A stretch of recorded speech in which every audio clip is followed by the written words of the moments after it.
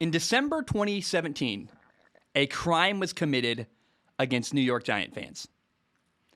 And that is because in December 2017, the Giants hired a new general manager, Dave Gettleman. And in the NFL, coaches get constantly attacked. And part of that is because they're more visible. Like you see the coach on the sideline every week in interviews. Often an NFL general manager is a little more invisible behind the scenes.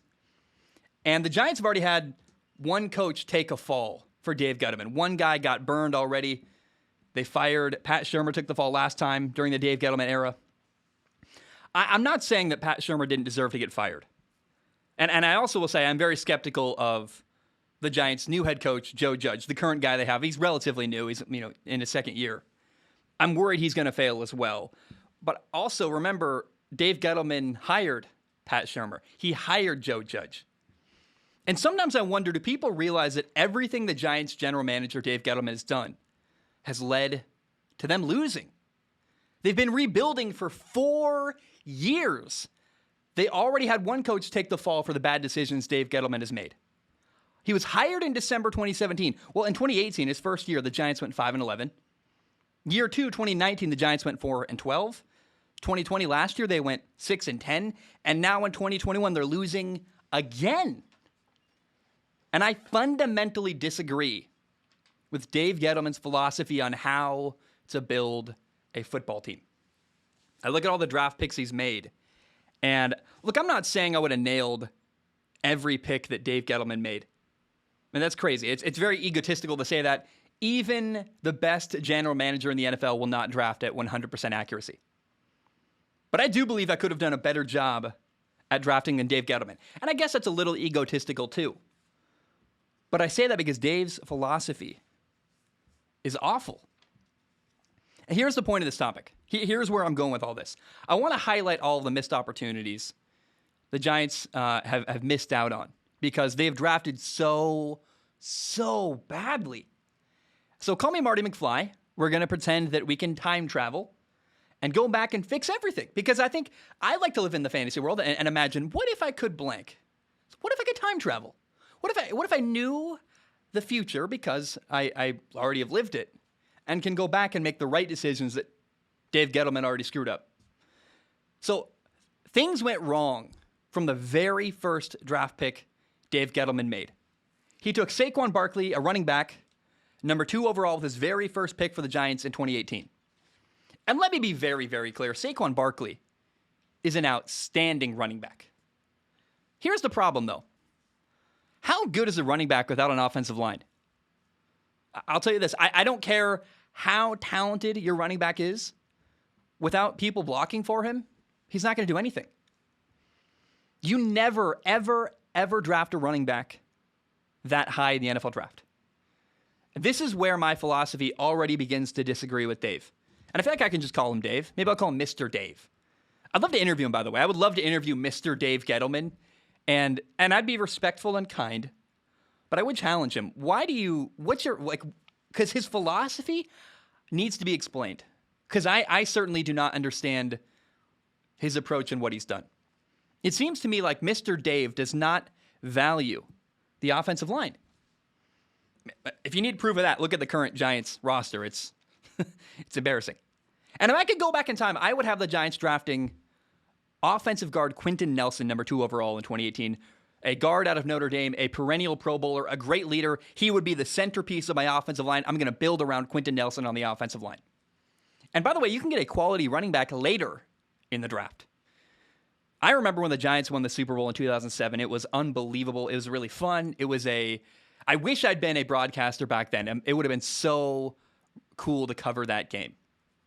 And back in 2007, the leading rushers for the New York Giants were Brandon Jacobs, a 4th-round pick, Derek Ward, a 7th-round pick, and this guy's name is spelled weird, Droughns. Ruben either Drowns or Drones. I don't know how you say his last name. He was a 3rd-round pick. And then Ahmad Bradshaw, the leading rusher in the Super Bowl. When they beat the Patriots, the undefeated New England Patriots, Tom Brady, Bill Belichick, the leading rusher in that Super Bowl for them, Ahmad Bradshaw, was a 7th-round pick. You do not need to draft a running back, number 2 overall, for your running back to make an impact. By the way, Nick Chubb was available in the second round. 34th overall, when they drafted Will Hernandez, they could have gotten Nick Chubb a running back instead. By the way, Nick Chubb is now a star running back in Cleveland. And he was taken 35th overall, one pick after the Giants drafted in the second round of 2018. So again, I would take offensive guard Quentin Nelson, number 2 overall, instead of Saquon Barkley. Then in the second round of the draft in 2018, if I could time travel, I would draft running back Nick Chubb instead of offensive guard Will Hernandez. And it's kind of funny. Like, I actually think Dave Gettleman had the right idea here. You need to fix the offensive line. You need to draft a running back. Him and I just disagree on the value of offensive linemen because I would prioritize the offensive line. The O-line is more important to be talented than your running back. Nick Chubb is good enough. Saquon Barkley's incredible, yes. But the difference between Nick Chubb and Saquon Barkley and the gap between Will Hernandez and Quentin Nelson is the gap between the two offensive linemen I just mentioned are way bigger. Quentin Nelson is the guy I would pick, and then I'd get another quality running back in the second round. It is actually harder to find a guard like Quentin Nelson than it is to find a running back who can contribute and get a lot of yards. Now, again, if I could time travel, in 2018, I would double down on the offensive line. I would take left tackle Orlando Brown in the third round instead of, they drafted defensive tackle B.J. Hill, number 69 overall. Nice.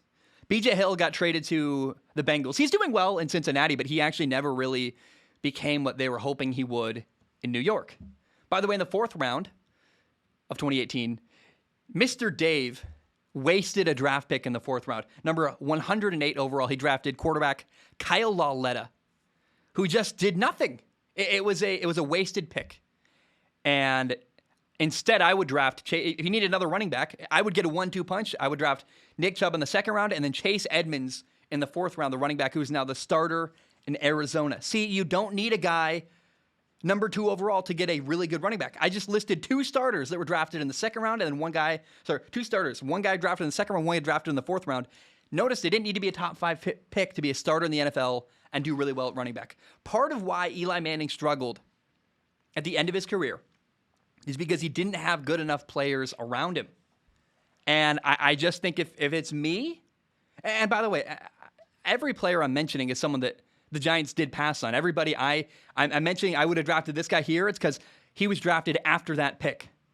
Remember, in 2018, the Giants passed on guard Quentin Nelson, Nick Chubb, a left tackle Orlando Brown, who's a Pro Bowler now. He's a starter for the Kansas City Chiefs, and running back Chase Edmonds. In 2019, the Giants drafted quarterback Daniel Jones, number 6 overall.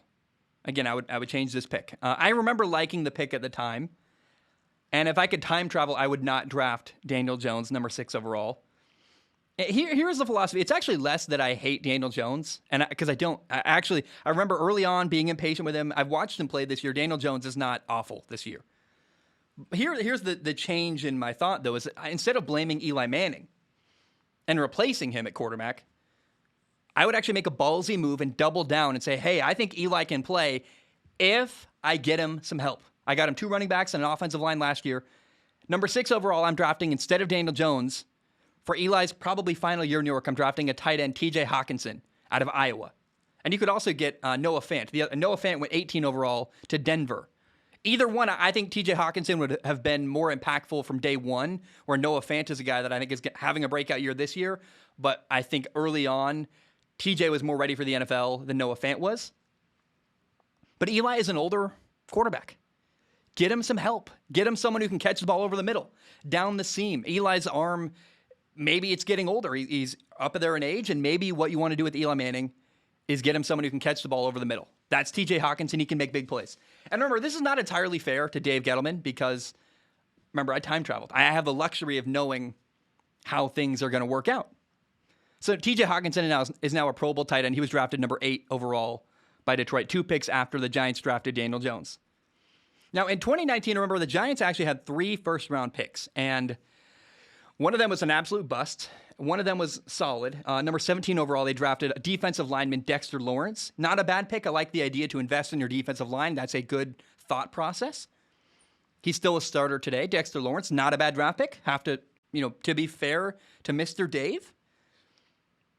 But in my mind, I look at what I have. I have an aging quarterback, Eli Manning. I need to support Eli Manning. So instead of drafting Dexter Lawrence, I would actually draft receiver DK Metcalf out of Ole Miss, the guy he went to Eli Manning's alma mater. Because in my opinion, before you push Eli Manning out of the league, you have to try giving him help first. And in my opinion, you owe Eli Manning. He won you 2 Super Bowls. The media is attacking him, wants him to retire early. I'm going to double, triple, and quadruple down on Eli Manning. Before he gets kicked out of the league, I'm going to make sure I give him every opportunity to succeed first. I just think that's what you do when a guy has sacrificed so much for your franchise. And I know that's sentimental, but I truly believe that part of why Eli wasn't as good at the end of his career is because simply he didn't have a lot of help around him. Number 30 overall, Mr. Dave drafted in the 2019 NFL Draft, a corner out of Georgia, Deandre Baker. Again, Dave was trying to fix his defense. That's a good thought process. But Deandre Baker was a total bust. He did not work in the NFL. In fact, right now he's a third-string corner in Kansas City. Like literally 3 or 4 people would have to get injured before DeAndre Baker would ever get on the field. That's a former first-round pick who is a backup of a backup of a backup now for Kansas City. And again, instead of drafting DeAndre Baker, I'd quadruple down on Eli Manning. I would draft an offensive lineman. And this is his real name, by the way. Elgton Jenkins. Elgton. Elgton. And Elgton Jenkins, it's like Elg, like, it's like elk, but with a G. Elgton. He was drafted in the 2nd round by Green Bay. He's now a Pro Bowler. He can play anywhere, by the way. He played center in college at Mississippi State. Right now, this year, in 2021, he's playing left tackle for the Green Bay Packers. Center, guard, left tackle. He's filling in for David Bakhtiari. He's on the physically unable to perform list. Normally, you have Elgton Jenkins playing left guard. Put him wherever you want. He's a Pro Bowl offensive lineman. He can play. I would draft Elgton Jenkins with a 30th overall pick. Again, support Eli Manning. And I do realize that all of my draft picks are on the offensive side of the ball so far. And I have no idea who's playing defense for this Giants team that I've built so far in this little exercise. But it's not like Mr. Dave's picks helped either. DeAndre Baker did not make the Giants defense better, so who cares? Let me just build around Eli Manning, give him support at the end of the year. I know this. My team would be more fun to watch than the team that Dave Gettleman put together in 2019. So you have Eli Manning throwing to TJ Hawkinson at tight end, DK Metcalf at receiver, 3 good linemen, Quentin Nelson, the leader at guard, Elgton Jenkins on the other side, Orlando Brown at left tackle, right tackle, who cares? Eventually you'd want to make him your left tackle because he's a franchise player.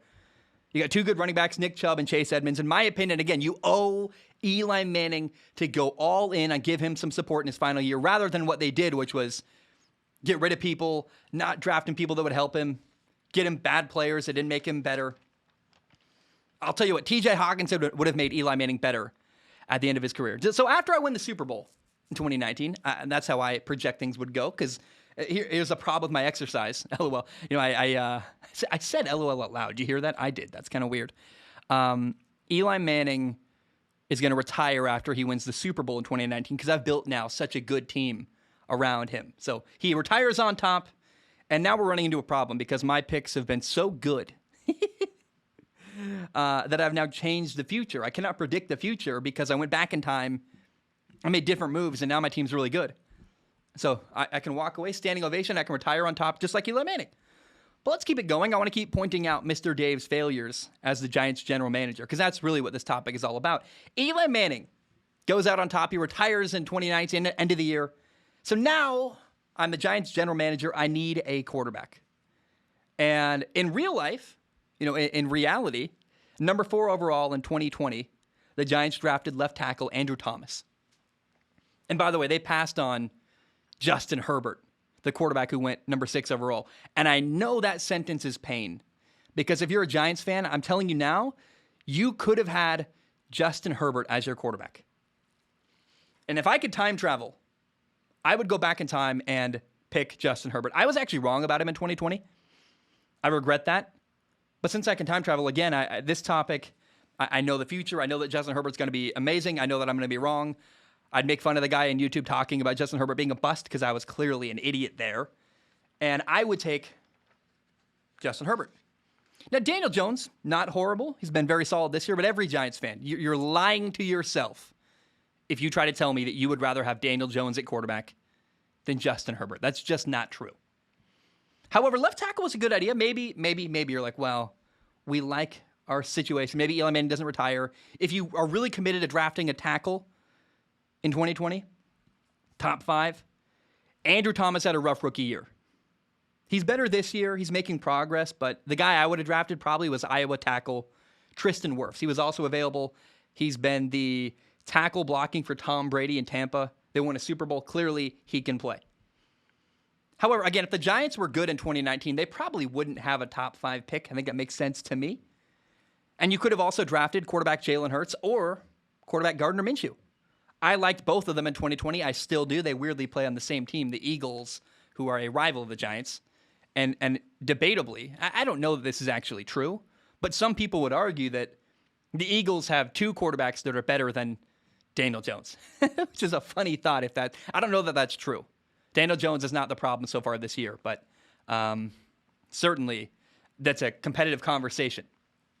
Another mistake Dave Gettleman made in 2021, this year in the NFL draft, he drafted wide receiver Kadarius Toney out of Florida, he's been so good this year. Kadarius Toney has made a massive impact. He's catching all kinds of passes. He's got 20 touchdowns in 3 games. Oh, wait, no, he's done nothing. He's done absolutely nothing.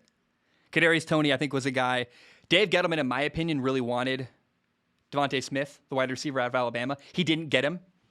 And then he had no backup plan. He's like, well, I don't know what else to do. I still was planning on drafting a receiver. So he overdrafted Kadarius Toney, who should not have been a first-round pick.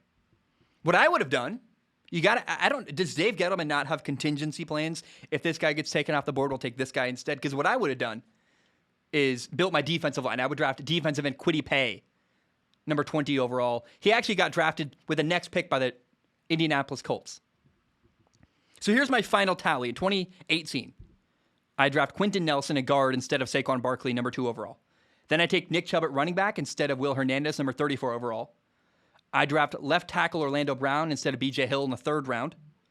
I draft 4th round running back Chase Edmonds instead of a wasted pick Kyle Lauletta. In 2019, I take T.J. Hawkinson at tight end instead of quarterback Daniel Jones, number 6 overall. With my 17th overall pick, I got 3 first-round picks. I take DK Metcalf at receiver instead of Dexter Lawrence. I'm trying to build around Eli Manning, give him help, give no excuse. If Eli Manning fails, it's because he's bad, not because I didn't support him. I don't want to live with that, hey, my Hall of Fame quarterback who won me 2 Super Bowls, I didn't give him any help at the end of his career. I don't want to live with that. I think Dave Gettleman has to live with that. That won't be me. Then with the 30th overall pick, I get another offensive lineman, Elgton Jenkins, the guy with the most interesting name in the NFL. I draft Elgton Jenkins instead of a bust DeAndre Baker. They also passed on quarterback Justin Herbert and drafted instead left tackle Andrew Thomas. Not to mention the Kadarius Toney pick. This past NFL draft in 2020, they brought in wide receiver Kadarius Toney out of Florida instead of defensive end Kwity Paye. So poor drafting and some bad moves in free agency have doomed the New York Giants. That's Dave Gettleman's fault. My philosophy for building a team is that you invest in the offensive line and the defensive line and get a quarterback. Those are the first 3 things you do. You build your offensive line or defensive line and get a quarterback. Receivers and running backs are better off when you have a good offensive line. Quarterbacks need time to throw. A running back with no blockers is useless. A great receiver is pointless if your quarterback is on his back getting sacked. And by the way, a great defensive line harassing a quarterback with pressure makes your secondary look better. They have to cover for a lot less time, and they force quarterbacks to get the ball out of their hands quickly. And if a quarterback's getting hit as he throws, he's less accurate, by the way. You build your defensive line, you build your offensive line, you get a quarterback. Here's what's crazy, is that the Giants won a Super Bowl in 2007 with my strategy. I think I stole it from the Giants, the team that took down Tom Brady and the undefeated Patriots. I look at that team and I go, that's one of the most well-built rosters in NFL history. Osi Umenyiora, Michael Strahan, Justin Tuck. I think Jason Pierre-Paul, but he might have been later on the defensive line. The quarterback was a top 5 pick, Eli Manning. You've got a good offensive line. You have running backs who were taken later in the draft. Running backs are not as valuable as your offensive linemen. Build your O-line, build your defensive line, and get a quarterback. Again, I can't say that enough. If your problem is you need a receiver, you're doing pretty dang good. I would much rather need a receiver than need a left tackle. Because if you need a receiver, hey, your quarterback has to be more accurate. Your timing has to be better. That's a skill thing. If your left tackle's bad, go ask Justin Fields if he liked getting sacked 9 times last week because his left tackle was matched up with Myles Garrett getting annihilated. Offensive linemen are more important than running backs and receivers. Linemen win games. You can never have too many good offensive linemen or defensive linemen, frankly. Linemen win games, and if you need a receiver, that's a good problem to have. So, I don't know, man. I just, Dave Gettleman. I time traveled. I think I did a good job of this topic. It's been very long, but if I could time travel, I would go back and fix everything Dave Gettleman has done, ruin this Giants franchise. It's very sad. It's funny that we blame the coach, we blame the quarterback, we blame everybody. But the name, and I don't live in New York, so I don't know what's being said in New York, but I know that nationally people always talk about the coach and the quarterback and this and that, the offensive coordinator. People, I think, tend to forget the guy that picks the players often has an impact on how good the football team is. Dave Gettleman is the biggest problem the Giants have right now in their franchise.